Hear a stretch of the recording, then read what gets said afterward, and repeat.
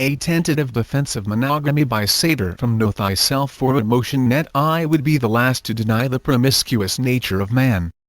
It is evident that many of the failings of modern-day coupling and marriage is due to the fact that it is imposed upon an instinctive beast that has little ability to control self through the intellect and must be coerced, threatened or rewarded, and/or indoctrinated into a moral dogma in order to remain disciplined and moderate.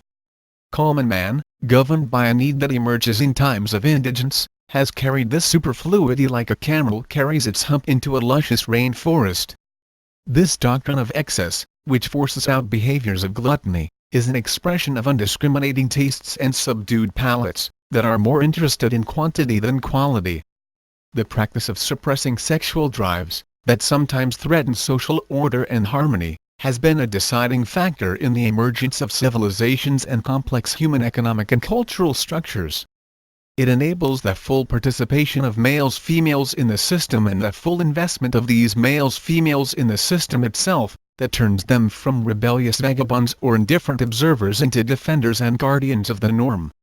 This imposition of monogamy on a polygamous species has been successful, or relatively so, mostly through the utilization of institutional authority and the restriction of female sexual choices. But I am going to defend and describe a spontaneously emerging form of monogamy, that is not a product of moral and cultural force or paternalistic social order but more a product of refined tastes and noble predispositions.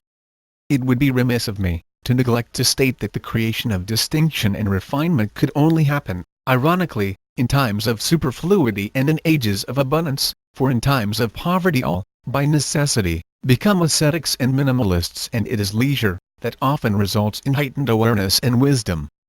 This spiritual refinement, that is shaped by hypersensitivity and an overabundance of inner strength, leads to a discriminating palate and a pickiness that should not be misconstrued for snobbery or pretentiousness. This discriminating taste, that leads to some form of monogamy, should not also be misjudged as another instance of the common form of monogamy, that is more a result of moral imperatives, hypocrisy and socio-economic pressures as well as cultural conformity than anything else. Since metaphor and allegory are the best ways to become precise while still remaining discreet and indirect, I begin by encapsulating my perspective of this more noble form of monogamy with symbolism. Let us then take wine as a substitute for mating, since it is an unnecessary aspect of individual survival, as sex is, while still retaining the attraction and sweetness associated with coupling. The common man, with his unsophisticated tastes, gluttony sometimes reaching the proportions of alcoholism and insensitive tongue, may find that all wines are the same or similar enough to not make great differentiations, and all that really is at stake here, for him, is access and availability.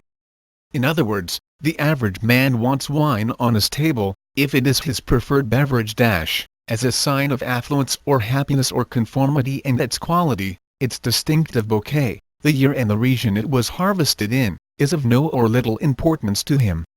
For him the experience of wine drinking is merely encompassed in the general sensation of swallowing and tasting its broad and obvious aroma, and in the inevitable high spirits it results in.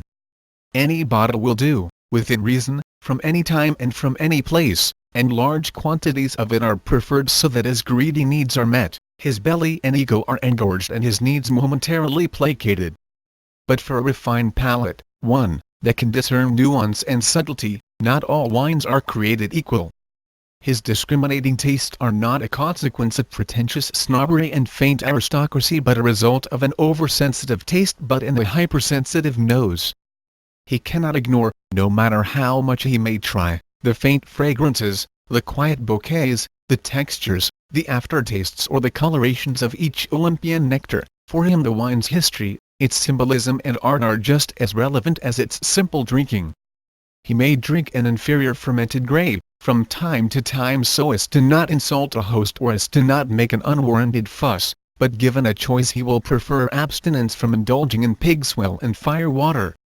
The refined palate, therefore, will choose asceticism rather than to debase and degrade oneself, by settling for inferior products and individuals just to quell an inner instinctive need or desire. He will see any submission to his hunger and thirst, which often demand compromises of great proportion, as a defeat, as an insult to self and a loss of dignity that is often felt in hindsight. We must keep in mind again that this refined taste is not an act of conceit but a product of awareness. It stems from this extreme sensual perceptiveness hypersensitivity that is inescapable, as no man can blind himself to what he sees or ignore for long what he hears, and it also stems from a deeper appreciation of emotions and of self. It is an appearance of pride we call nobility. What a common man calls love, compassion, loyalty, responsibility, commitment, and empathy pales in comparison to what a noble mind understands them to be. If we are to understand hypersensitivity or awareness or refinement, we must here use, once more, some figurative symbolism. Two men walk into a room in which a party is going on. The first is a common, average man for whom the scene is a joyful one, full of smiling faces, mirth, clinking glasses, the din of happy conversation, the smells of food, all engulfed in a kaleidoscope of pleasant background music and dazzling lights. The second, suffering from hypersensitivity, perceives a totally different scene. He sees what the first man sees but also so much more. He sees a momentary frown, a glance, a stolen kiss, a discreet touch, a smirk, he hears a sarcastic giggle, a stomach churning, a door slam, he smells perfume, cologne and sweat, he knows who has had a little too much to drink, who is walking with a limp, who is talking with whom, who wore mismatched socks today, who just hit on someone's wife and so on. It is possible for two individuals to experience the same thing but perceive it on different levels, levels of lucidity if you will. It is this lucidity that gives reality, life and emotions more substance for the noble man.